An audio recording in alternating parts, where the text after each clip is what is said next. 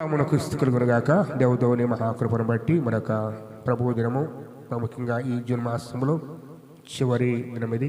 ఈ రీతిగా ఆయన శరణలో చేరి ప్రభు నామాన్ని స్థుతించి కనపరచడానికి ప్రభు కృప దేవదేవునికి మహిమ ఘనత ప్రభావం చేద్దాం. ఈ 140వ కీర్తనలో మన ధ్యానాంశం ఏమిటంటే 10వ వచనము. 10వ వచనం, నీవే నా దేవుడవు, నీ చిత్తానుసారముగా ప్రవర్తించుటకు నాకు నేర్పుము. నీవే నా దేవుడవు, నీ చిత్తానుసారముగా ప్రవర్తించుటకు నాకు నేర్పుము. ఈరోజు ఒక ప్రాముఖ్యమైన అంశాన్ని మనం ధ్యానం చేద్దాం. అదేంటంటే,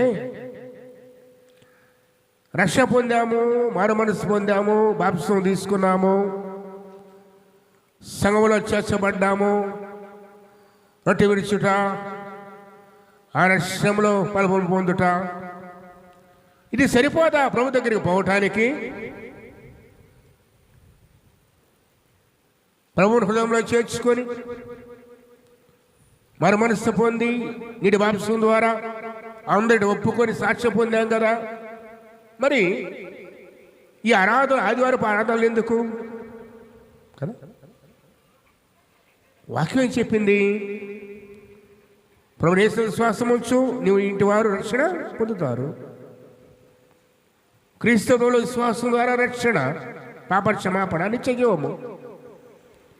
మరి అంతటితో అయిపోకుండా క్రమముగా ఆయన సన్నిధిలో కూడుకోవడం కానీ, వాక్య ధ్యానము, ప్రార్థన, ఇవన్నీ ఎందుకు అంటే మన జీవితాల్లో దేవుని చిత్తాన్ని తెలుసుకోవటానికి. దేనికమ్మా? దేవుని చిత్తం. ఎందుకు దేవుని చిత్తం తెలుసుకోవాలి? ఎప్పుడైతే రక్షణ పొందావో,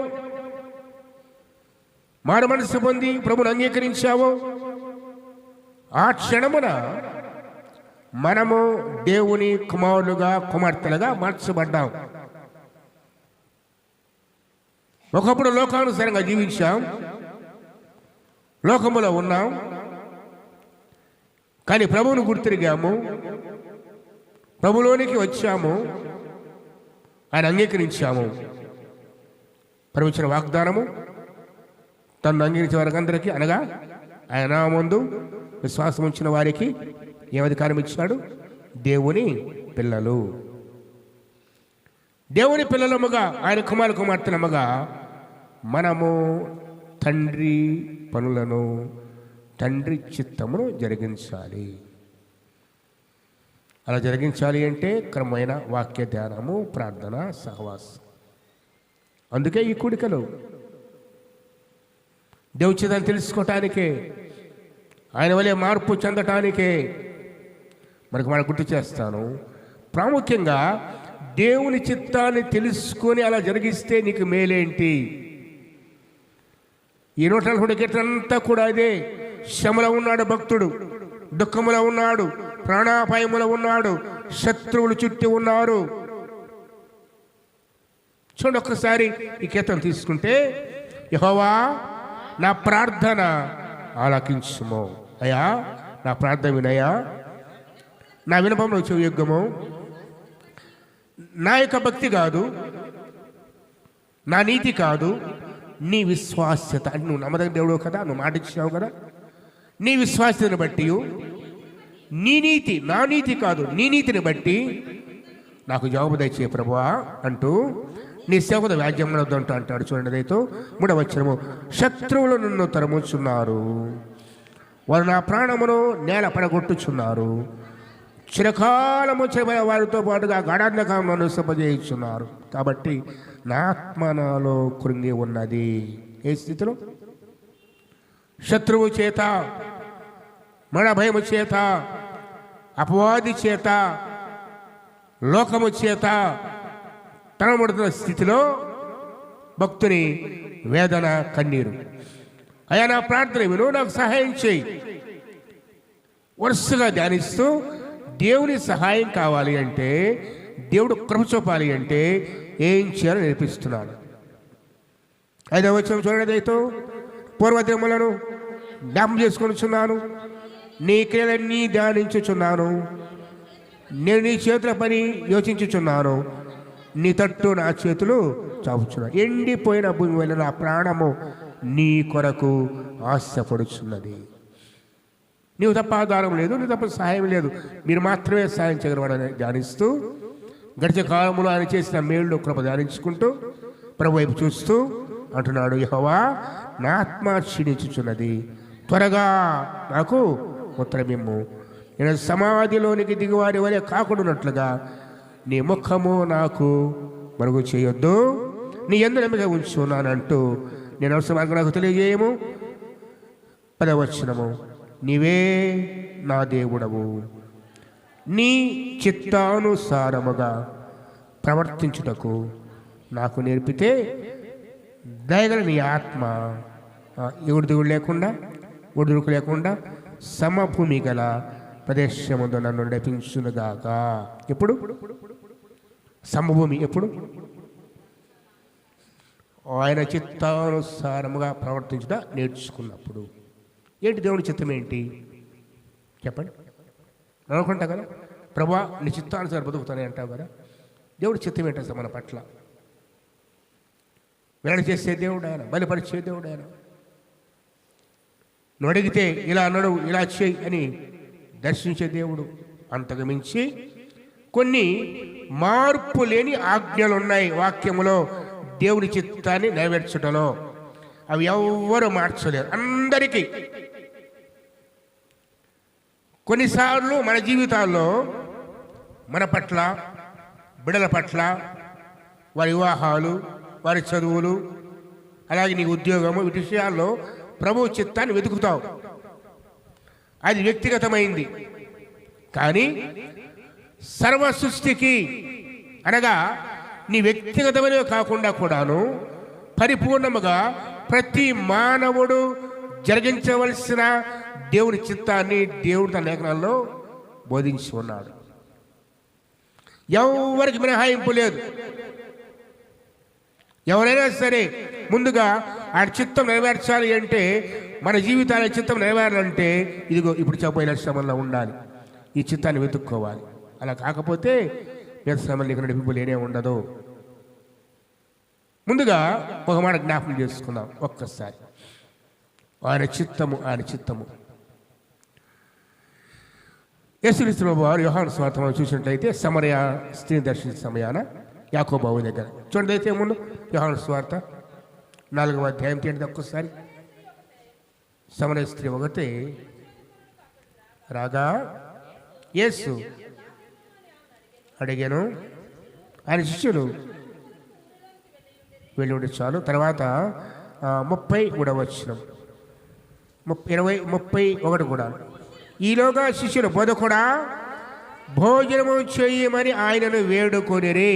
అందుకు ఆయన, భుజించుటకు మీకు తెలియని ఆహారము నా యొద్ద. ఏంటి ఆహారము?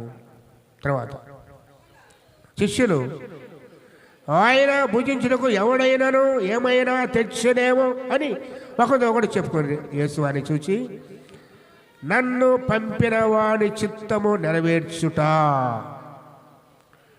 నన్ను పంపిన వాని చిత్తము నెరవేర్చుటయు, ఆయన పనిని తొదముట్టించుటయు నాకు ఆహారము. ప్రభు ఆహారం ఏంటంటాము? నన్ను పంపిన వాని చిత్తము నెరవేర్చుట. అందుకే ప్రార్థనలో మనం అడిగేది, ప్రభా నీ చిత్తమైతే, నీ చిత్తమైతే. యాకోబు పత్రిక 4వ అధ్యాయంలో ఒకదానికి జ్ఞాపకం చేస్తాడు. తీయండి యాకోబు పత్రిక 4వ అధ్యాయంలో ఎంత తేటగా విశ్వాసి ఎలాంటి ప్రార్థన చేయాలో. యాకోబు పత్రిక 4వ అధ్యాయం 13 నేడైనను రేపైనను ఒకనొక పట్టణమునకు వెళ్ళి అక్కడ 1 సంవత్సరం ఉండి వ్యాపారము చేసి లాభము సంపాదించమనండని చెప్పుకొని వాళ్ళారా, రేపేమి సంభవించునో మీకు తెలియదు. మీ జీవం ఏపాటిది? మీరు కొంతసేపు కనబడి అంతలో మాయమైపోయి ఆవిరి వంటి వారే గనుక ప్రభువు చిత్తమైతే, ఏమైతే ప్రభువు చిత్తమైతే మనము, అంటే మనం బ్రతకడం కూడా ఎవరి చిత్తం? అది ప్రభు చిత్తం. ప్రభువు చిత్తమైతే మనం బ్రతికి ఉండి ఇది అది చేతమని చెప్పుకొనవలెను. ఏం చెప్పుకోవాలి? ఏం చెప్పుకోవాలి విశ్వాసి? ప్రభు చిత్తమైతే బ్రతికి ఉండి, ప్రభు చిత్తమైతే, ప్రభు చిత్తానికి విధంగా మనం ఏమీ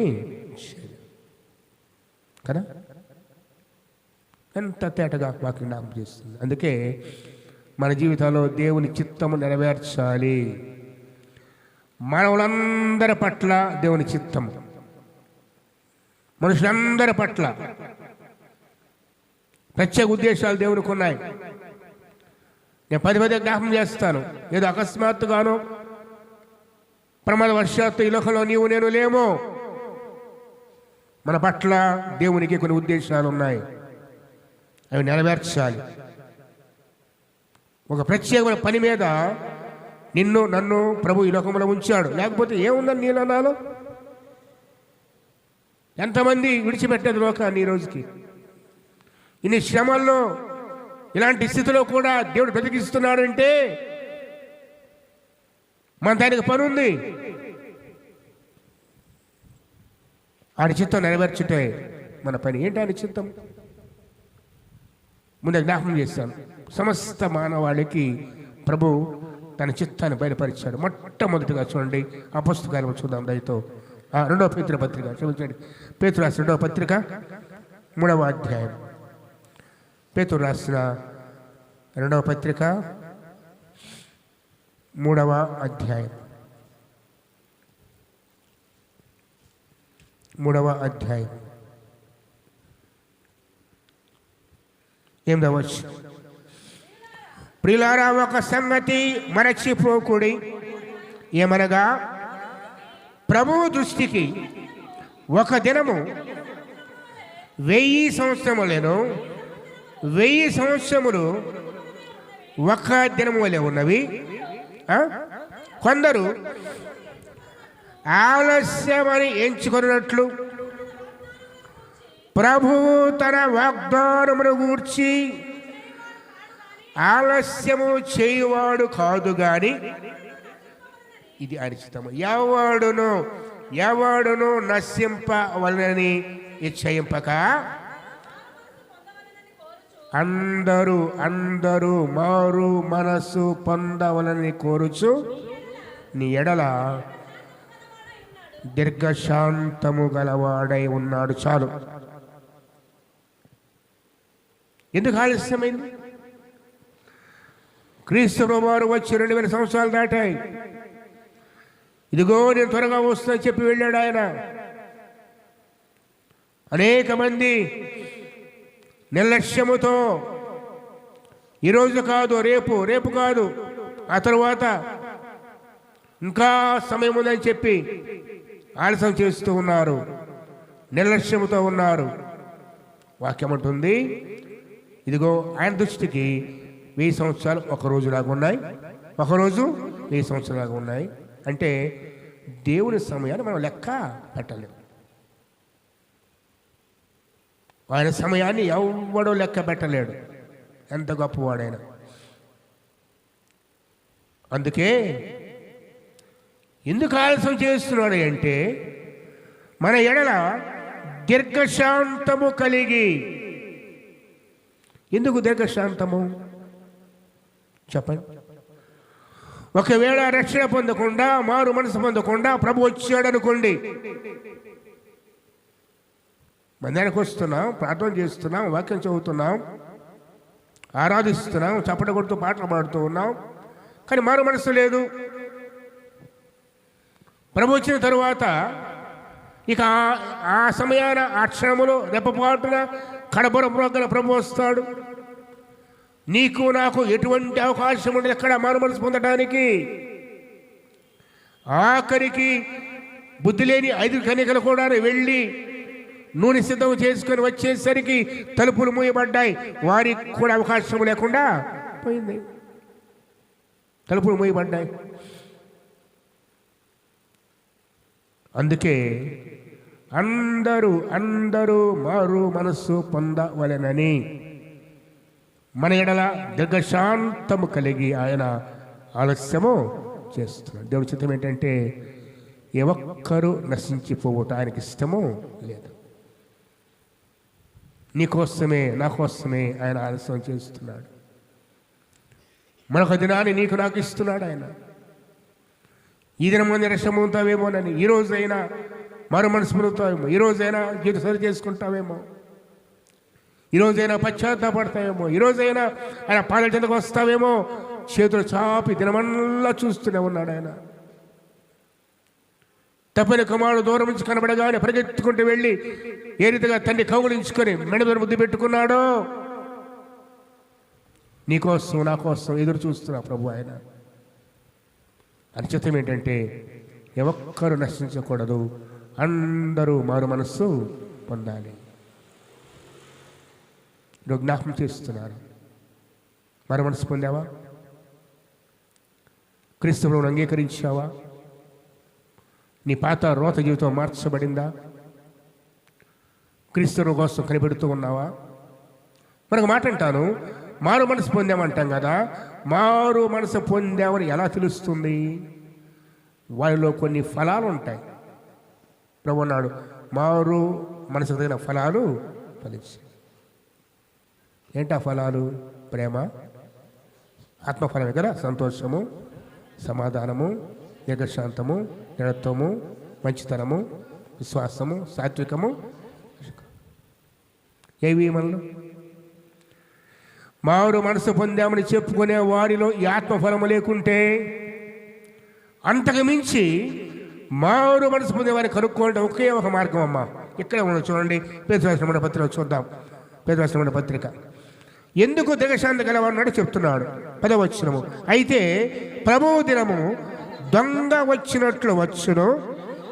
ఆ దినమున ఆకాశములు మహాధ్వనితో గతించిపోవును, పంచభూతములు మిక్కుడమైన వేరణంతో లయమైపోవును, భూమియు దాని మీద ఉన్న కృత్యములు అనగా భూమి అంతా కూడా ఏమైపోతుంది? కాలిపోవును. ఇవన్నీ ఇట్లు లయమైపోవును కనుక ఆకాశం రగులుకొని లయమైపోవునట్టు పంచభూతములు మహావేణముతో కరిగిపోవునట్టు. ఎస్ఐ రాకంటే వీళ్ళు పెద్ద సంతోషం అనుకుంటున్నామో. జాగ్రత్త. ఎలా ఉంటుందంట ఆ రోజున? ఎలా ఉంటుంది ఆ రోజున? పంచభూతములు మహావేణముతో లయమైపోతాయి. పిడుగుబడితే తట్టుకోలేవు కదా, వణికిపోతాం కదా.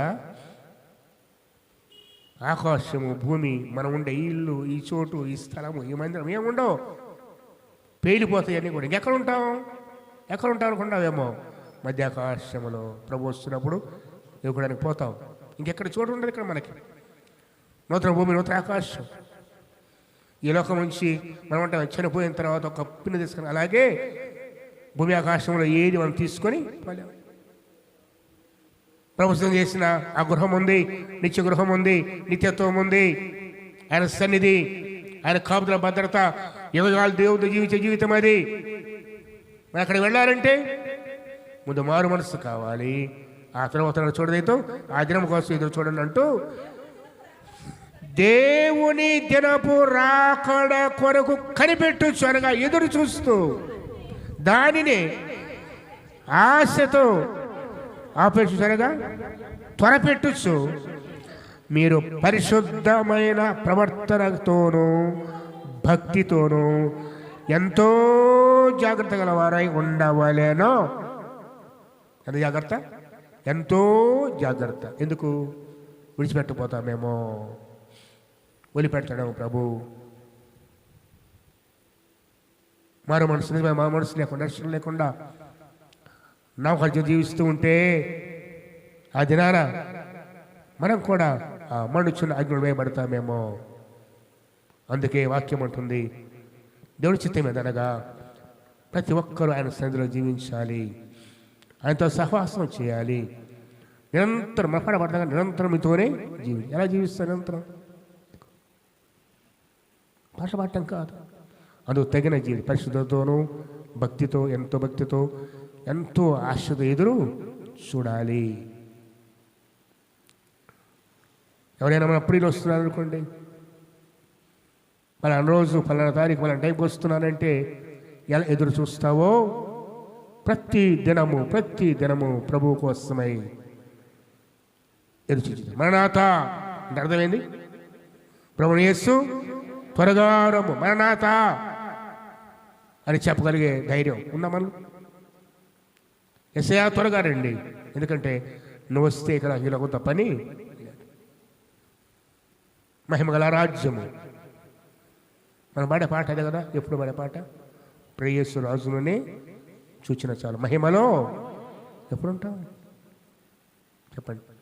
మొట్టమొదటి మారు మనసు మాట మెట్టు, ఆ తర్వాతే నువ్వేం చేసినా ఏ మంచి కార్యం, నీ భక్తి అంతా కూడా మారు మనసు తర్వాతే. అందుకే అందరూ మారు మనసు పొందాలి, అది దేవుని చిత్తమై ఉంది. ఈరోజు ఒకవేళ మన జీవితం మారు మనసు లేదా, నీవు నేను దేవుని చిత్తాన్ని జరిగించటలేదు. మారు మనసు అనేది మొట్టమొదటి మెట్టు. మారు మనసు పొందిన వారే, రక్షణ పొందిన వారే, క్రీస్తు రక్తంలో పాపాలు కడగబడిన వారే, ఆ తరువాత ఆయన చిత్తములో జరిగిస్తూ పరిశుద్ధంగా జీవిస్తూ క్రీస్తులో రాకడ కోసమై ఎదురు చూసేవారే ప్రభువుతో ఉంటారు. అంతకుమించి అవకాశం లేనే లేదు. కాబట్టి ప్రభు చిత్త నెరవేర్చాలని ఆశపడుతున్నావా? ఇదిగో మారు మనసు పొందు. ఇది మందైనా మారు మనసు మంచితులు కావాలి. ప్రతి పాపం విడిచిపెట్టాలి, ప్రభు అంగీకరించాలి, ప్రభు చేర్చుకోవాలి. ఆయన మన ప్రభుగా రాజుగా మన హృదయాన్ని ఏలాలి. ఆయన చిత్తమే ఏది చేయాలన్నా, ప్రభువా నీ చిత్తమే, నీ చిత్తమైతే ఇది చేస్తా, అది చేస్తాను అరుడి జీవితాలు ప్రభు మనకి ఇచ్చినగా. రెండవదిగా చూద్దాం, ప్రభు యొక్క చిత్తము చూద్దాం. అదైతే వాక్యములు ఎఫెసీ పత్రిక 5వ అధ్యాయం, ఎఫెసీ పత్రిక 5వ అధ్యాయం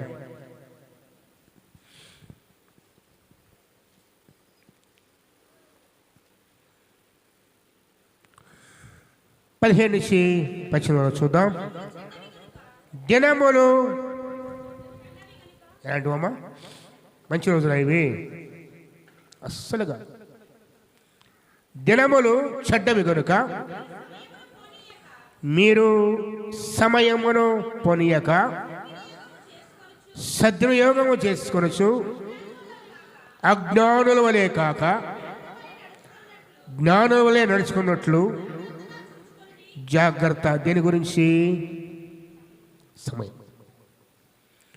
ఒక్క క్షణం పోతే తిరిగి తీసుకురాలేము. కొంతమంది వ్యాపారం నష్టపోతారు, లక్షలు 10 లక్షల కోట్లు వాళ్ళు కష్టపడి తెచ్చుకుంటారేమో, సంపాదించగలరేమో. కానీ సమయం ఒక్క సెకండ్ కూడా మన జీవితం నుంచి వెనక్కి తీసుకొని రాలేదు. ఈ లోకంలో అన్నిటికన్నా విలువైన సమయమే, ఎందుకంటే తిరిగి దానిని తీసుకొని రాలేదు. అందుకే సమయాన్ని సద్వినియోగము చేసుకుంటూ అజ్ఞానం వలె గాక జ్ఞానం వలె నడుచుకుంటూ జాగ్రత్తగా ఉండండి. ఈ నిమిత్తము మీరు అవివేకులు గాక ప్రభు యొక్క చిత్తం ఏంటో గ్రహించుకోండి. అంటే సమయాన్ని ఎలా వాడాలో కూడా దేవునికి ఉద్దేశం ఉంది. అర్థమైందా? ఎలా వాడాలి సమయాన్ని? మన టైం టేబుల్ చూస్తే 6కు లేచామనుకోండి, 9 దాకా పనులు, 9 నుంచి సాయంకాలం 6 దాకా పని, ఇంటికి రాగానే చిన్న చిన్న పనులు, మరలా విశ్రాంతి, నిద్ర, ఉదయాన్నే రావడం, రొటీన్ అయిపోయింది. దేనికి సమయం ఉండదు మన జీవితాల్లో. కానీ జ్ఞానంలో నడుచుకోవాలంటే, సమయాన్ని సద్వినియోగం చేసుకోవాలంటే దానికి కూడా దేవుడి చిత్తం ఉంది. ఎలా నువ్వు మారు మనసు పొందాలో, మారు మనసు పొందిన తరువాత నీ సమయాన్ని ఎలా వాడాలో కూడా దేవుడు చెప్తున్నాడు. ఎలా వాడాలంట చూద్దాం. మరియు మద్యముతో మొత్తలై ఉండకూడి, దాని దుర్వ్యాపారం కలదు, అయితే ఆత్మపూర్ణులై ఉండుడి. ఆత్మతో నింపబడిన జీవితాలు. ఈ ఆత్మ దేవుని ఆత్మ. అనేక ఆత్మలు ఉన్నాయి కదా, లేవా ఈ లోకంలో? దయ్యాల ఆత్మ ఉంది, దురాత్మలు ఉన్నాయి, అపదురాత్మలు ఉన్నాయి. మరి మనం ఏ ఆత్మను నింపబడాలి? దేవుని పరిశుద్ధ ఆత్మతో. దేవుని ఆత్మతో నింపబడితే ఆత్మ దేవుడే నిన్ను నన్ను ఎలా నడిపించాలో తీసుకెళ్తాడు. మారు మనసు పొందిన పిదప రెండవదిగా ప్రభువా నన్ను నింపుకొని ప్రార్థన చేయాలి. ఆత్మతో నింపబడితేనే ఎప్పుడు ఏ పని చేయాలో, ఎలా దేవుడికి సమయం ఇవ్వాలో, ఎలా మన సమయాన్ని సద్వినియోగం చేసుకోవాలో ఆత్మ దేవుడే నడిపిస్తాడు. అందుకే మత్తులై ఉండవద్దు, ఆత్మ నింపబడండి అంటూ తర్వాత నడుచుకుంటూ ఒకరినొకడు కీర్తనలతోనూ సంగీతములతోనూ ఆత్మ సంబంధ పాటలతోనూ హెచ్చరించుచు మీ హృదయములలో ప్రభువును గూర్చి పాడుచు కీర్తించుచు మన ప్రభువు అయిన యేసుక్రీస్తు పేరట సమస్తమును గూర్చి తండ్రి దేవునికి ఎల్లప్పుడూ కృతజ్ఞతలు చెల్లించుచు క్రీస్తు నందలి భయముతో ఒకరినొకడు లోబడి ఉండుడి. ఏడు దేవుని చిత్తం అది. అర్థమైందా? ఆత్మతో నింపబడిన పిదప కీర్తనలు, సంగీతములు, ఆత్మ సంబంధమైన పాటలు హృదయముల ప్రభువును గూర్చి కీర్తించాలి, పాడాలి. క్రీస్తు పేట సమస్తం ఎల్లప్పుడూ స్తుతులు చెల్లించాలి. అంతేకాదు క్రీస్తు నందలి భయముతో ఒకరినొకడు లోబడాలి. ఏమైనా ఉన్నాయా మన జీవితాలు? ఈ వస్తువులు ఏమైనా ఉన్నాయా? పాటలు పాడాలంటే ఒక సందర్భం కావాలి కదా. కీర్తన పాడాలంటే కొన్ని ఏర్పాట్లు కావాలి నీకు నాకు. ఏంటి? 10 మంది కూర్చోవాలి, ఒక మైక్ కావాలి, ఇన్స్ట్రుమెంట్లు కావాలి, మన పాటలు 10 మంది మెచ్చుకోవాలి. ఎవరు మెచ్చుకోవాలి చెప్పండి? ఇది కాదు. ఎల్లప్పుడూ అంటే నిత్యము మన నోట దేవునికి వచ్చిన స్తుతి. ఇది దేవుని చిత్తం. ఇదే దేవుని చిత్తం. ఒక భక్తుడు అంటాడు, మన హృదయాన్ని వాక్యముతో నింపుకుంటే ఇక వేరే దానికి చోటు ఉండదు. అంచుల మట్టుకు ఆ రాతి బాణలు నీళ్లతో నింపినట్లుగా మన హృదయాన్ని వాక్యముతో నింపుకుంటే, దేవదేవుని సత్యవాక్యముతో బలపరిచి బ్రతికించే వాక్యం నింపుకుంటే ఇక వేరే వాటికి మన హృదయాల్లో మన జీవితం చోటు ఉండనే. ఖాళీ ఉంటే కదా. అందుకే ఎల్లప్పుడూ ప్రభువు చిత్తం మీద తెలుసుకోవాలి అంటే, ఆయన చిత్తం ఏమిటి అంటే స్తుతించు, ప్రార్థించు, కీర్తన పాడు, ప్రభువుకు లోబడు, భయపడు, ఒకరి పట్ల విధేయత కలిగి జీవించు. ఇది దేవుని చిత్తం మన పట్ల. ఇలాంటి జీవితాలు లేవనుకోండి, దేవుని చిత్తానికి దూరంగా వెళ్ళిపోయాం. ఎప్పుడో దూరంగా వెళ్ళిపోయాం దేవునికి. కేవలము ఆదివారం మాత్రమే పాటలు పాడేవాళ్ళమైతే, ఆరాధన సమయాల్లోనే ఆరాధించేవారమైతే, సమాజంలో కూడినప్పుడే కీర్తించేవారమైతే మనము దేవుని చిత్తములో లేమో. వాక్యం చెప్పే మాట.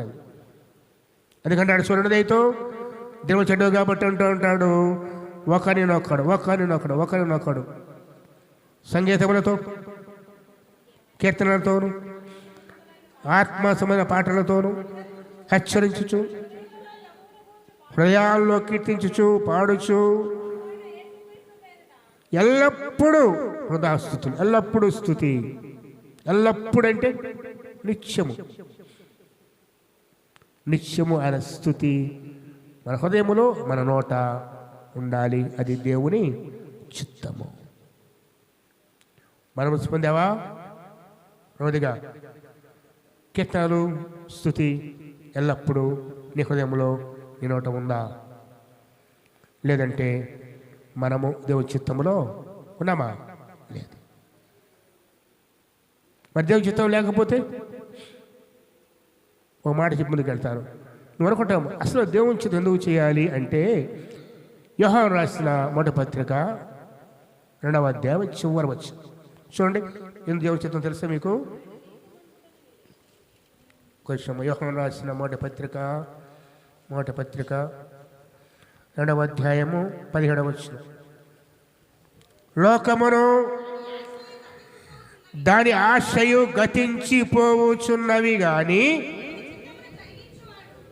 దేవుని చిత్తమును జరిగించువాడు. ఎవరిని ఇచ్చేది నిరంతరం? దేవుని చిత్తాన్ని జరిగించేవాడు. అంటే మారు మనసు పొంది ఎల్లప్పుడూ నోటేముండాలి? స్తుతి, ఆరాధన, కీర్తనలు, పాటలు, దేవునికి భయపడి ఇతరులకు లోబడి బైబిల్ జీవించేవారు. అది దేవుని చిత్తం. ఎవరైనా జీవిస్తారు, ఎవరు నిత్య జీవమో ఆ చిత్తాన్ని జరిగించేవారే దేవుడి చిత్తాన్ని జరిగించేవారు. ఒకవేళ వారానికి పాటలు పడేవాడవా? ఆదివారమే పాటల పుస్తకం బయటకు వస్తా? ఆదివారమే నీ నోట పాట వస్తుందా? చాలా దూరంగా ఉన్నావు దేవునికి. ఆదివారం కూడా ఒక్క అరగంటే పాడితే ఎన్ని పాటలు పాడుతూ ఉంటావు? బహుశా ఒకవేళ ఒక పాట లేదా 2 పాటలు. మరి మిగతా 6 రోజుల్లోనూ, మిగతా 22 గంటల్లోనూ, 24 గంటల్లోనూ ఇది మన బ్రతుకేంటి? హృదయంతో గానము చేసి జీవిత ప్రభు కోరుతున్నాడు. ఒక మాట చెప్పాలంటే, ఎందుకు ఎల్లప్పుడూ స్తుతి మన నోట ఉండాలంటే, మనం ఎల్లప్పుడూ ప్రభు వైపు చూస్తుంటేనే కదా, ప్రభు కోసం కనిపెడుతూ ఉంటేనే, ఆయన ధ్యానిస్తూ ఉంటేనే. ఈరోజు ఈ విషయంలో కూడా మనం మారు మనసు కావాలి. ఏ విషయంలో? ఎల్లప్పుడూ స్తుతించే విషయం. మారు మనసు అంటే ఏంటి? జీవితం మార్చుకుంటామే కదా. మొట్టమొదటి మారు మనసు ఏమో లోకంలో చేరవుతున్నాం. 2వ మారు మనసు ఏమో దేవునికి దగ్గర అయ్యే విషయంలో వ్యర్థంలో నేర్చుకుంటూ, సమయాన్ని సద్వినియోగం చేసుకుంటూ, జ్ఞానం నడుచుకుంటూ ఎల్లప్పుడూ స్తుతించే జీవితాలు. దీంట్లో కూడా మారు మనసు కావాలి.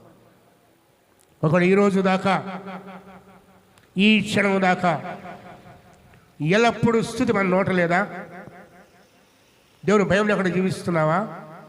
ఏ ప్రభువా నా సమయం అంతా వృధా అయిపోయింది, ఇక మీదట ఎల్లప్పుడూ నీ కీర్తి నా నోట రచనిస్తాను. ఎల్లప్పుడూ స్తుతి, ఆరాధన హృదయంలో నా నోట ఉంటుంది. హృదయంతో పాటలు పాడతాను, నోటితో పాటలు పాడతాను, గణపరుస్తానని తీర్మానం చేసుకుంటే దేవుని చిత్తాన్ని నెరవేరుస్తాం. ఈ మన మనసు కూడా కావాలి మనకి. 3వదిగా చూడండి రైతు వాక్యం జ్ఞాపకం చేస్తుంది. దశలోక సంఘానికి పౌలు రాసిన మొదటి పత్రిక, దశలోక రాసిన మొదటి పత్రిక 4వ అధ్యాయము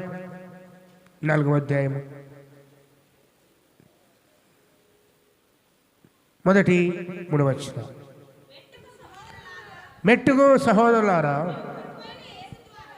మేము ప్రభువైన యేసు ద్వారా మీకు ఇచ్చిన ఆజ్ఞను మీరు ఎరుగుదురు కాగా, మీరు ఎలాగ నడుచుకుని దేవుని సంతోషపరచవలెను.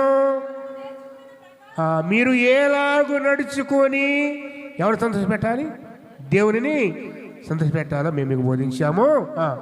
మా వాళ్ళు నేర్చుకొని ప్రకారము మీరు నడుచుకుంటున్నారు. ఈ విషయంలో మీరు అంతకంతకు అభివృద్ధి పొందవాలని నేను మిమ్మల్ని వేడుకొని అనుసరిస్తున్నాను. మీరు పరిశుద్ధులగుంటాయే అనగా మీరు జాగ్రత్తకు దూరంగా ఉండుటాయే దేవుని చిత్తము.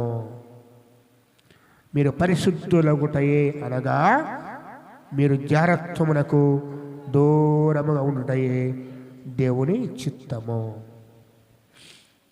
ఏంటి దేవుని చిత్తం? ఏంటి? పరిశుద్ధత. బైబిల్లో పదే పదే పదే పదే మాట, నేను పరిశుద్ధుడిని, మీరు పరిశుద్ధులుగా ఉండాలి. పరిశుద్ధ ప్రభువుని సేవించేవారు పరిశుద్ధులుగానే బ్రతకాలి. ఎలా వస్తే పరిశుద్ధత? ఎలా వస్తుంది పరిశుద్ధత? చెప్పండి. ఎక్కడ మునిగితే? బాప్తిసం ద్వారానా? లేదు క్రమంగా ఆరాధన రావటం ద్వారానా? ఎలా? ఏ రీతిగా పరిశుద్ధంగా తెచ్చబడతామని, నిధులు తెచ్చబడతాం మనం? పుట్టుకతోనే పాపులము, పాపం లోకంలో జీవిస్తూ ఉన్నాం. పాపం వెంటాడుతూ ఉంది. మెలిది చేయాలన్నా చేయలేకపోతూ ఉన్నాం. ఇటువంటి స్థితిలో పరిశుద్ధుడ దేవుని సమీపించడానికి, పరిశుద్ధ దేవునితో సహవాసం చేయడానికి ఏ రీతిగా పరిశుద్ధులం అవుతాం మనము? వాక్యం చెప్పే జవాబే కదా. మొదటి యోహాను పత్రిక 1వ అధ్యాయం. దాని ముందుగా అయితే ఆయన వెలుగులో ఉన్న ప్రకారం ఏం చేయాలా? వెలుగులో అంటే లోకానికి వెలుగు ఎవరు? లోకానికి వెలుగు నేను లోకమునకు వెలుగై ఉన్నాను. వెలుగు దూతగా విషయం కాదు, వెలుగు ప్రభువే. ఎప్పుడు తెలుసా? ఈ లోకములో ఉన్నప్పుడే. ఆయన వెళ్ళిపోతూ మనకిచ్చాడు. ఏంటది?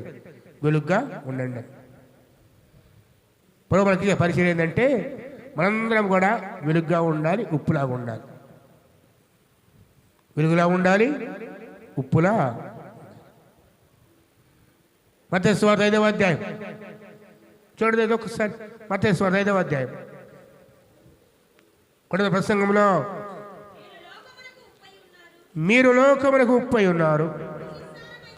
ఉప్పు నిస్సారమైతే అది దేని వల్ల సారం పొందును? అది బయట పారవేయబడి మరి దేనికి పనికిరాదు.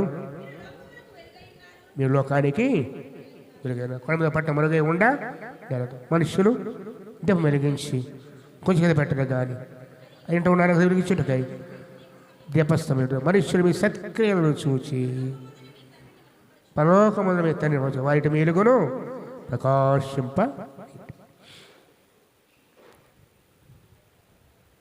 లోకానికి వెలుగున ప్రభువారు వెళుతూ ఈ పరిచర్య మనకిచ్చాడు.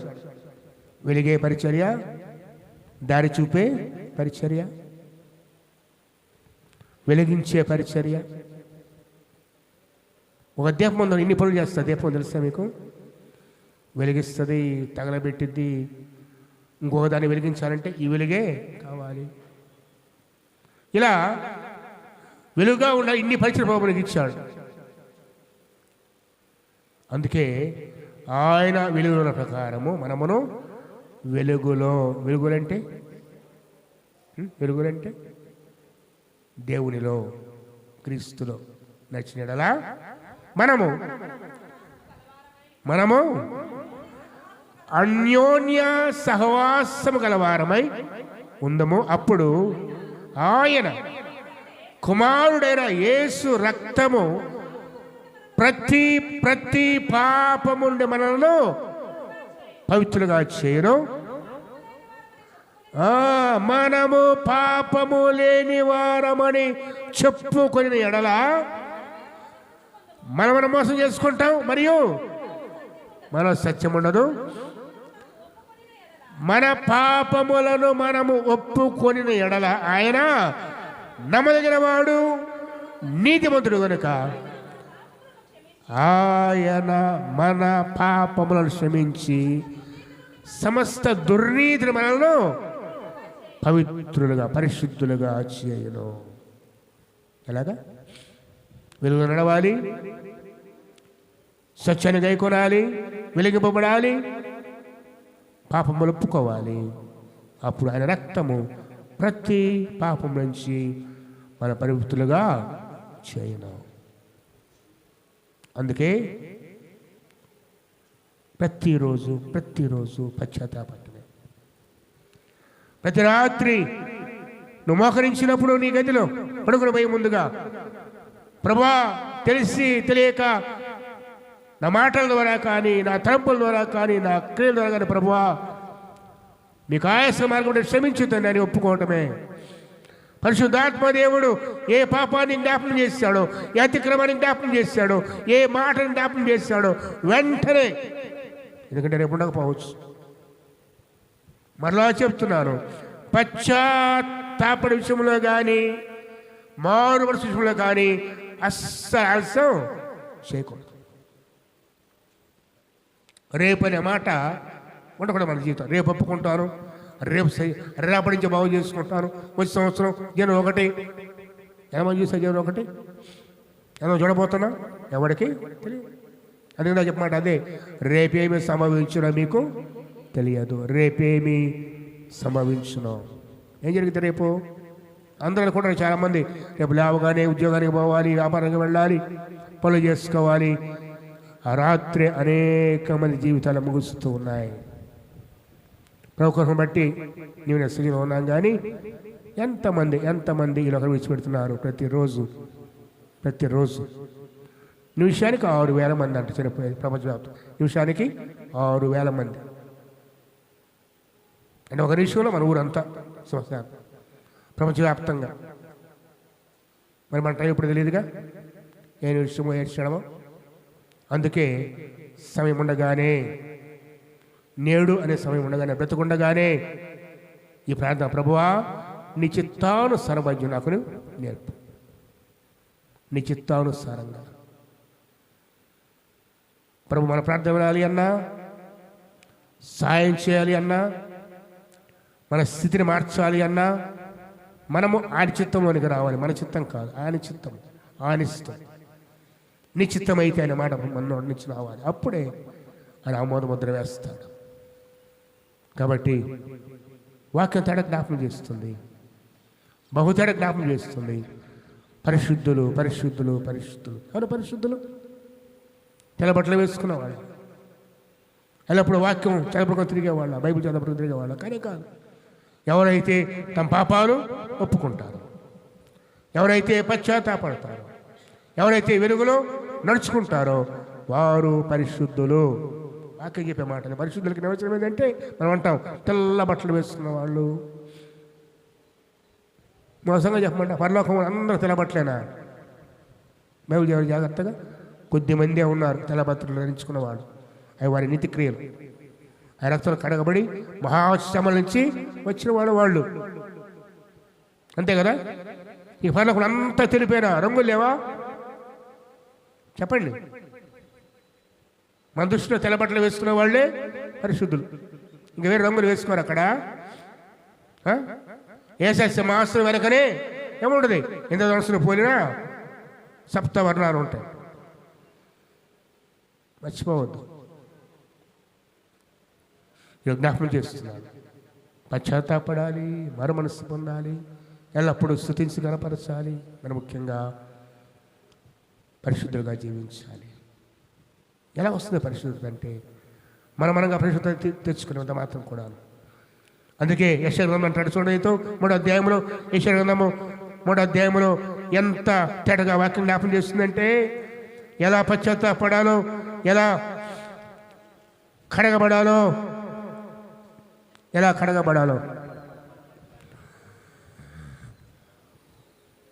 3వ అధ్యాయము 15. మీరు మీ చేతులు చాపునప్పుడు మిమ్మును చూడక నా కన్నులు, అంటే ఎవరు చూడంట? ప్రభు. అయ్యా సహాయం చేయలేనా, మునిగిపోతాడు, చెయ్యి ఆపితే ఏం చేస్తాడంట ఆయన? మొహం తిప్పుకుంటాడు. మీరు బహుగా ప్రార్థన చేసినారు. ఏంటండి ప్రభు ఈ మాట?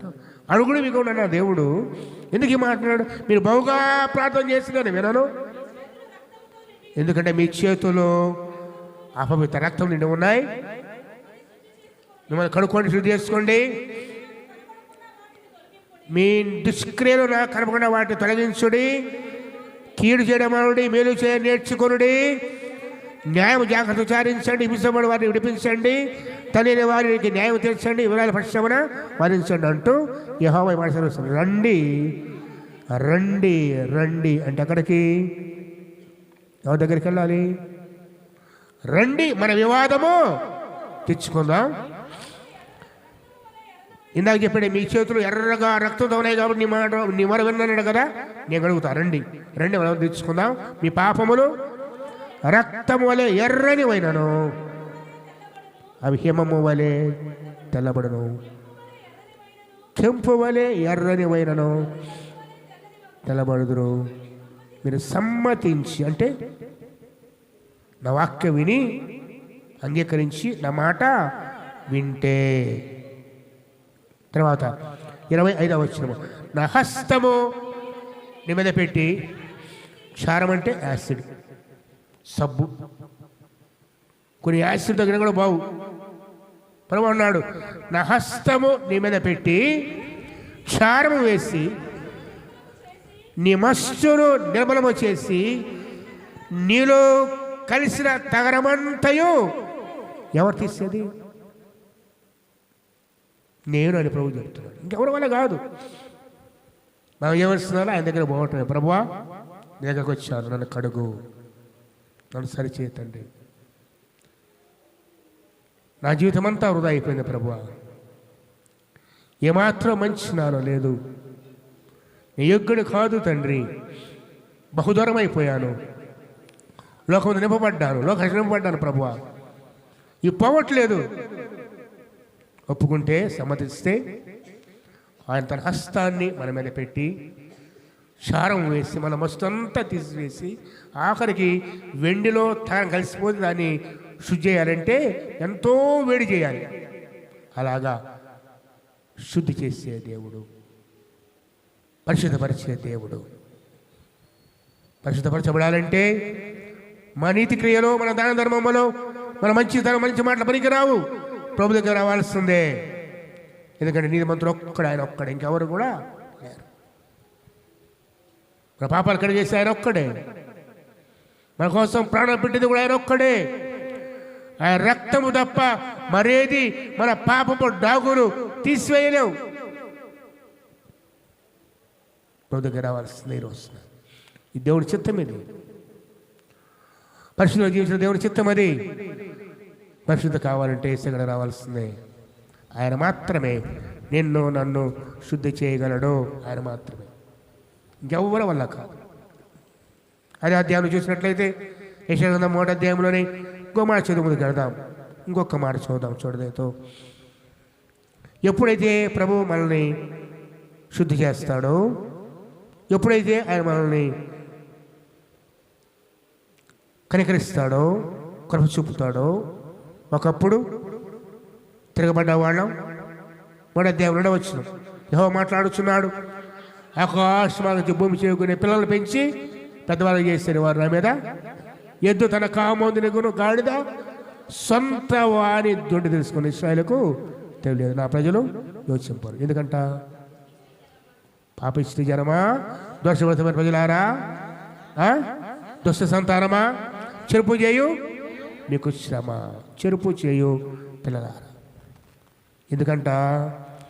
యెహోవాను సర్జించారు, ఇశ్రాయేలు దేవుని పరిస్థితిని దూషిస్తారు. ఆయనను విడిచి తొలగిపోయారు. ఎవరు విడిచి? ప్రభుని విడిచి. లోక ఆశను ప్రేమించి తెలియకుండానే తప్పిన కుమారులాగా బహుదూరంగా విడిపోయినాము దేవునికి. ఈరోజు మనం అనేక మంది ఇక్కడ పరీక్షించుకోక్కసారి, దేవుని దగ్గరగా ఉన్నావా, దూరంగా ఉన్నావా? దేవునిలో ఉన్నావా, దేవుడు లేకుండా ఉన్నావా?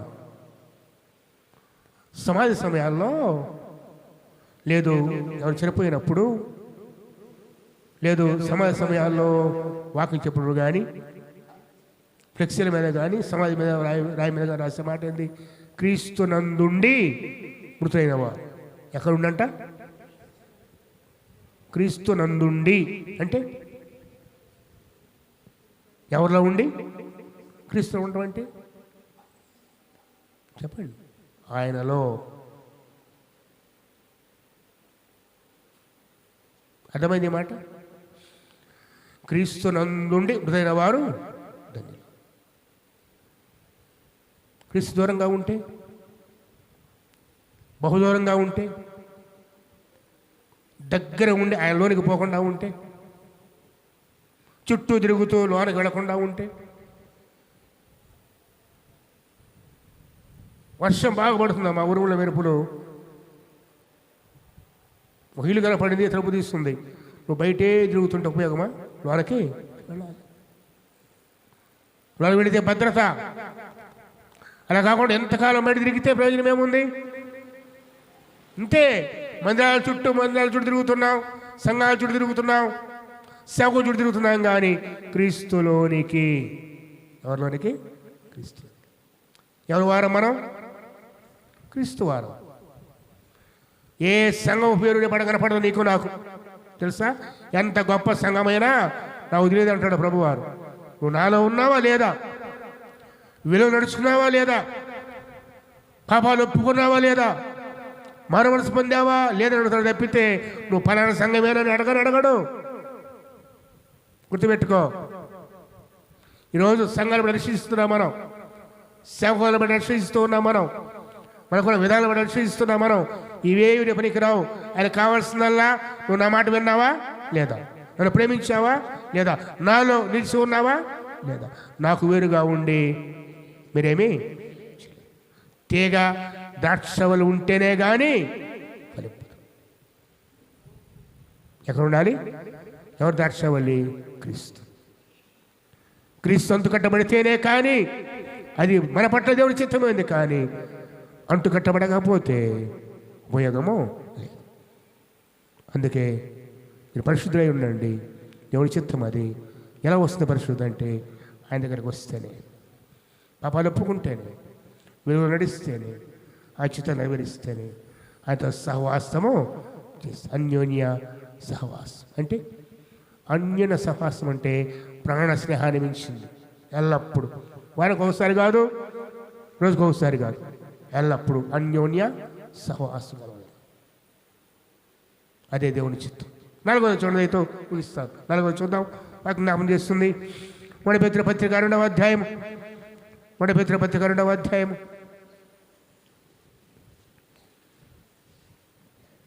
పేతురు రాసిన మొదటి పత్రిక 2వ అధ్యాయం 13 నుంచి చూద్దాం. 2వ అధ్యాయం 13 నుంచి చూద్దాం. మనుష్యులు మొదటి పేతురు పత్రిక 2వ అధ్యాయం 13. మీరు మంచి విషయములలో, మొదటి పేతురు ఒక నిమిషం, 2వ అధ్యాయం కదా, 2వ అధ్యాయం చదవండి 13. మీరు మంచి విషయములలో కాదమ్మా,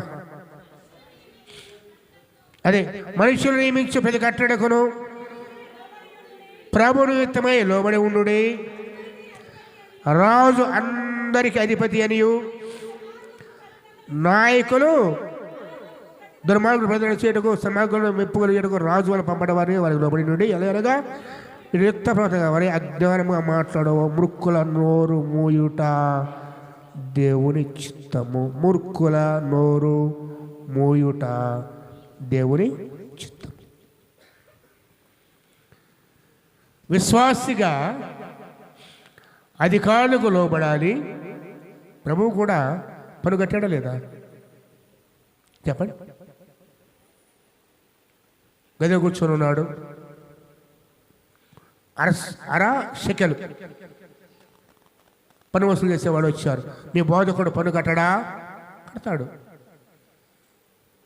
పేతురు ఇచ్చాడు. పేతురు ఎవరి దగ్గర సొమ్ము వసూలు చేస్తా? అన్ని వాళ్ళ దగ్గర, కుమారుల దగ్గర అంటే అన్ని దగ్గర. ప్రభా సరే, వారికి అభ్యంతరం కలగకుండా నువ్వు వెళ్ళి గాలం వేసి మొట్టమొదటి వచ్చిన చేపను ఓడితారు, అందులో ఒక షెకెల్ ఉంటుంది, నీకు నాకు పోయి పన్ను కట్టే కదా. గుర్తుంది ఆ వాక్య భాగం? వారు కబరహోముకు వచ్చినప్పుడు 6 షెకెలను పన్ను వసూలు చేయవారు. పేతురు వద్దకు వచ్చి, మీ బోధకుడు 6 షెకెలు చెల్లింపడని అడిగాను. అతడు ఇంట్లోనికి వచ్చి మాట్లాడక మునిపే అంటే ప్రభు తెలుసా తెలీదా బయట ఏం జరుగుతుందో? మాట్లాడక మునిపే యేసు ఆ సంగతి ఎత్తి, సిమోనా నీకేమి తోచున్నది? భూరాజులు సుంకమును పన్ను వసూలు చేస్తారు, కుమారుల యొద్దనా అని యొద్దనా అని అడిగాను. అతడు అన్ని యొద్దని చెప్పగా యేసు, అలాగైతే కుమారుడు స్వతంతులే, అయినను మనము వారికి అభ్యంతరము కలగజేయకున్నట్లుగా నువ్వు సముద్రానికి పోయి గాలం వేసి పైకి వచ్చిన చేపను పట్టుకొని దాని నోరు తెరచిన ఎడల 1 షెకెల్ దొరుకును. దాన్ని తీసుకొని నా కొరకును నీ కొరకును వారికి ఏమని అతనితో చెప్పాను. చాలామంది ఈరోజు ఏమనుకుంటారంటే, విశ్వాసి కాగానే ఇదిగో ఈ ప్రభుత్వాలతో నాకు పని లేదు, నా రాజు వేరుగా ఉన్నాడు, నా ప్రభు వేరుగా ఉన్నాడు, నేను ఈ ప్రభుత్వ నియమ లెక్క చేయను కదా. అనేక మందికి అభిప్రాయం వచ్చేస్తుంది.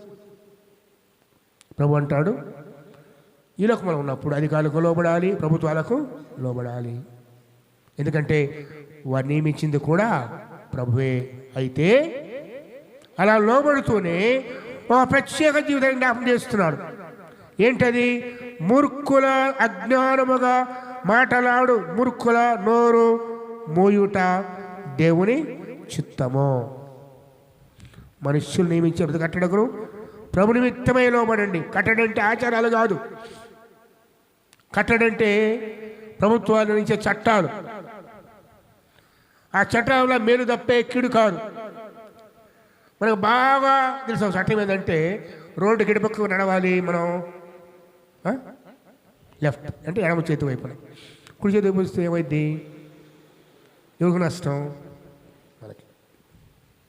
యాక్సిడెంట్ అయినా రాంగ్ రూట్ అంటాడు, కేసు కొట్టేస్తాడు. అంతేకాదు, ఎందుకు పెట్టాడు ఆ చట్టం? అది ఒకరు ఎదురుపడి నష్టం కలగకుండా. అలాగే మనుష్యులు నియమించే చట్టాలకు లోబడండి. మీ రాజు నేనే, పలొకరి చట్టాలు వేరుగా ఉన్నాయి. అయితే ఇలా లోబడుతూ చూడేమంటాడు, రాజు అందరికీ అధిపతి అనియు నాయకులు దుర్మార్గులకు ప్రదర్శన చేయుట సమగ్ర మెప్పు రాజు వల్ల పంపడం వారిని వారికి లోబడి ఉండి, ఎలా అనగా మీరు ఇట్లా యుక్త ప్రవర్తన గలవారై. అంటే ఏంటి యుక్త ప్రవర్తన? దాని కింద ఏమో రాశాడు, అజ్ఞానముగా మేలు చేయవారై ఉండి అజ్ఞానముగా మాట్లాడు మూర్ఖుల నోరు మూయుట దేవుని చిత్తము. అధికారికి లోబడాలి, చట్టానికి లోబడాలి. దానికి మించి మూర్ఖుల నోరు. కొన్నిసార్లు మనం మనకింత వెళ్ళిపోతాం కదా, అది కూడా పాపం అయిపోతుంది. చెప్పేవాళ్ళు లేకపోతే, గద్దించేవాళ్ళు లేకపోతే రేపు ఒకవేళ దాని గురించి లెక్క ప్రభువుని అడుగుతాడు. నువ్వు తెలిసి చెప్పకపోతే, తప్పు మార్గాన్ని ఒకరు పోతున్నప్పుడు ఇది సరైన దారి కాదు అని చెప్పకపోతే, మూర్ఖుల నోరు మూయకపోతే అది కూడా పాపం అవుతుంది. అలా మూయటమే దేవుని చిత్తం. అనగా నీ ముందు ఒకడు నరకాగ్ని పోతూ ఉంటే, నశించిపోతూ ఉంటే, దేవుని ఆజ్ఞకు అవిధేయంగా జీవిస్తూ ఉంటే, మనుషుల చట్టాలు ఎదుగపోతూ ఉంటే సరిచేయటం కూడా మన పని అని, అది దేవుని చిత్తమనే వాక్యం జ్ఞాపకం చేస్తుంది. అర్థమైందా? చట్టానికి లోబడాలి, అధికారులు సన్మానించాలి, లోబడాలి. దానికి తోడుగా మూర్ఖుల నోరు మూయుట. దాని జీవన కొంత అంటాడు, ఓ మాట చూడదు కింద ఏమంటాడు, స్వాతంత్రులై ఉండి దుస్తత్వం కప్పిపెట్టి మీ స్వాతంత్ర్యం నియోజకపరచక దేవునికి దాసులమని లోబడి ఉండుడి, అందరినీ సన్మానించుడి, సోదరు ప్రేమించుడి, దేవునికి భయపడుడి, రాజును సన్మానించుడి. రాజు సన్మానించాలి, సోదరులు ప్రేమించాలి, దేవునికి భయపడాలి, దేవునికి భయపడాలి. ఇది మన పట్ల దేవుని చిత్తము. చెట్ట చివరిగా ఒకే ఒక మాట చూడలేదు. వాక్యములు చూసినట్లయితే దశరాష్ట్ర 1వ పత్రిక 5వ అధ్యాయం ప్రతి విషయమునందు కృతజ్ఞతాస్తుతులు చెల్లించుడి. ఇలాగూ చేయుట యేసుక్రీస్తునందు మీ విషయములో దేవుని ఎల్లప్పుడూ ఏం చెల్లించాలి? కృతజ్ఞతాస్తుతులు ఎల్లప్పుడూ. స్తుతి మన నోట.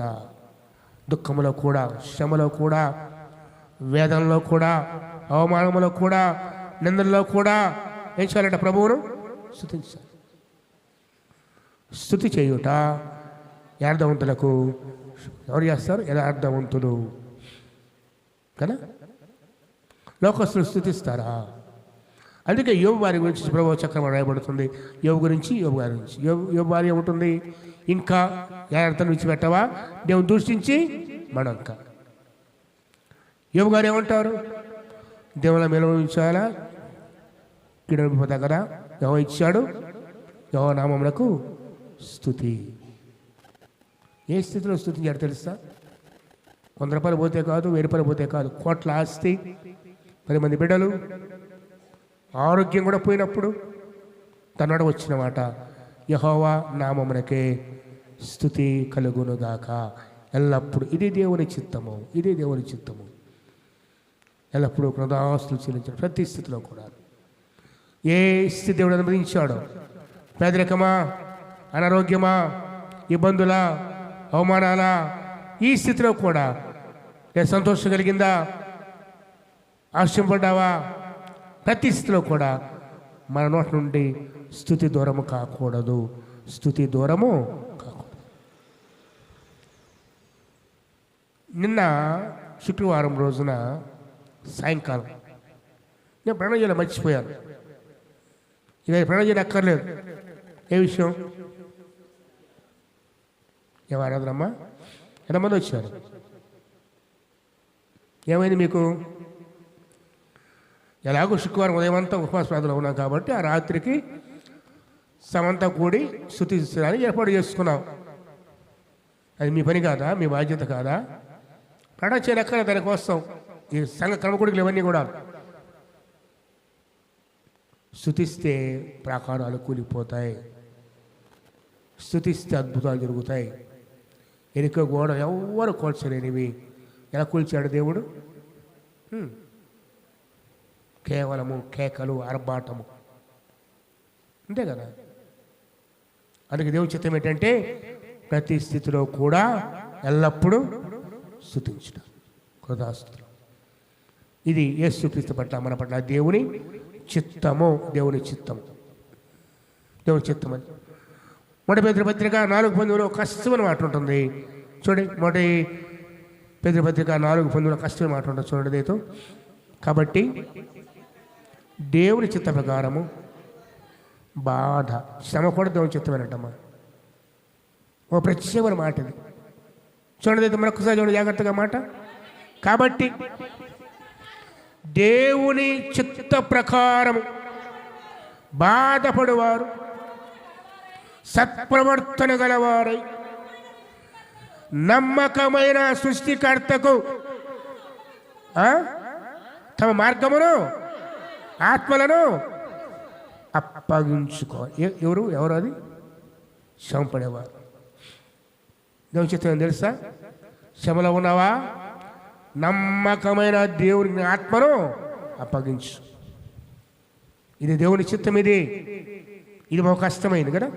శ్రమ కలిగితే తప్పించుకునే మార్గాలు 100 చూస్తాం. ఏ దారిలో పోతే విడుదల తప్పితే దేవుని దగ్గర రాం. ఇది ఒకే దారి, దేవుని దగ్గర రాం. ఎలాగైనా తప్పించుకోవాలంటే 100 మార్గాలు కనపడతాయి. ఒకే ఒక మార్గము, సన్నని మార్గము, ఇరుకు మార్గం శ్రమలో కూడా ఆ దేవుని మార్గం అది కనపడదు. అప్పుడల్లా మనకి తెలుసా మీకు? కష్టములు, ఆపదలు, శ్రమలో ఉన్నప్పుడు 100 మార్గాలు కనపడతాయి. వాటిలో దేవుని మార్గమే తెలుసుకోవాలి. దేవుని మార్గం ఎలా ఉంటుంది? శ్రమలతో సన్నని ఇరుకైన మార్గం కదా, అది ఇష్టపడం మనం. కానీ నమ్మకమైన దేవునికి ఆత్మను అప్పగించి ఆ దారిలో విడితే జయం ఎవరిది? ఆ దేవుని చిత్తం. అది కనబడదాని పరిగెట్టడం కాదు, దేవుని చిత్తం. అది ఆ చిత్తం ఏదో తెలుసుకొని దేవునికి అప్పగించటమే ఇన్ని విషయాల్లో దేవుడు తన చిత్తాన్ని బయలుపరుస్తూ ఉంటే మనమైతే ఏనాడు దేవుడి చిత్తాన్ని అడగకుండా మన ఇష్టానుసారంగా ఏది మనసుకు ఏది తోస్తుంది, ఏది వెనుకుంటుంది, ఎవరేం చెప్తుంది, ఎంతకాలం ఇంకా ఇంకా ఇంకా అంత మన ఇష్టమే.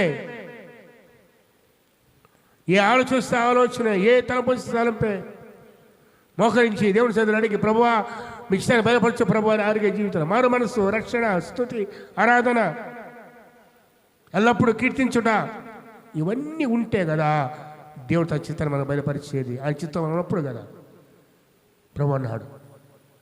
అది ప్రభు చెప్పిన మాటమ్మ యోహాను సువార్త 4వ అధ్యాయంలో, తండ్రి పంపినవాడు నాకు ఇచ్చిన పని నెరవేర్చుటే నాకు ఆహారం, తన చిత్తాన్ని నెరవేర్చి నాకు భోజనము పానమై ఉన్నది. ఊపిరిది ఆయనకు ఆహారం, అది తండ్రి చిత్తాన్ని నెరవేర్చుట. చిట్ట చివరికి గెత్సేమనే వనంలో కూడా ప్రభు ప్రార్థన, తండ్రి నీ చిత్తమైతే ఈ గిన్నె నా ఎదురు నుండి, ఏంటది, ఏ గిన్నెది? మరణము, శ్రమలే కాదు, మరణము. మరణపు గిన్నె ముందు ఉంది, రేపు చనిపోతారని ప్రభుకు తెలుసు. ప్రభు ప్రార్థన, తండ్రి నీ చిత్తమైతే. మనం గద్దిస్తాం, ఏమని? యేసు క్రీస్తు నామమున గద్దిస్తున్నా, మరణమా వెళ్ళిపో, అంతే కదా.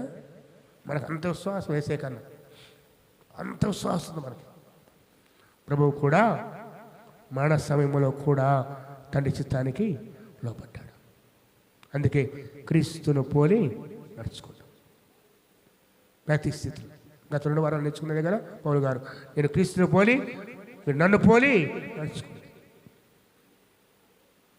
ఏ మన జీవితాల్లో ఈ మార్గము, ఇన్నేళ్ళు విశ్వాసం, ఇన్ని సంవత్సరాలుగా వింటున్నాం, చదువుతున్నాం, ధ్యానిస్తున్నాం, ఆరాధన, స్తుతి ఎల్లప్పుడూ. కానీ ఎక్కడ తప్పిపోతున్నామంటే దేవుని చిత్తాన్ని నెరవేర్చడంలో, దేవునికి లోబడటంలో దూరమైపోతున్నాం. ఈరోజు ఈ విషయం మన మనసు కావాలి నీకు నాకు. ప్రభువా ఏదేమైనా సరే, ఎటువంటి ఇస్తైనా సరే ప్రభువా నా జీవితంలో మీ చిత్తమే నెరవేరాలి. అటువంటి జీవితం నీకు నాకుంటే ఎంత ధన్యత. సింహాసనంలో కూర్చోబెడతాను ప్రభు నేను నన్ను. తన చిత్తాన్ని నెరవేర్చారు, నిరంతరము జీవిస్తారు. పాడబడితే కాదు, నిరంతరంతో జీవించిన పాడబడితే కాదు, ఆయన చిత్తాన్ని నెరవేర్చేవారు.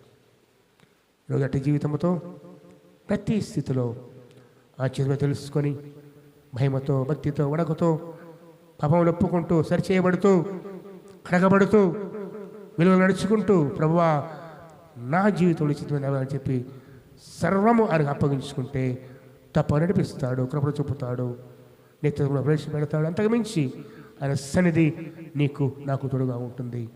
నీకు మరణించిన ప్రభు వైపు చూడు. ప్రభు మనకు మాదిరి, తన చిత్తాన్ని నడిచాడు, ఆయనకు మించిన మాదిరి మనకు లేరు. ప్రభు వలే దేవునికి లోబడి జీవిద్దాం.